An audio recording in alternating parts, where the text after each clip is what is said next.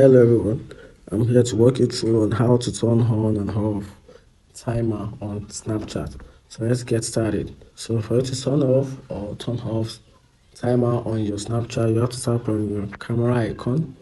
You want to tap on this plus button and you want to swipe up and you scroll down to the very end and you tap on timer. You can see right here, set a countdown or video timer. You're going to tap and you can see timer has been added to your main screen. You can see a circle on the screen with a circle 3 inside, which this means that whenever you start or hit a snap on camera to record a particular video, the timer set for that particular video to start recording will be a countdown from 3 to 0.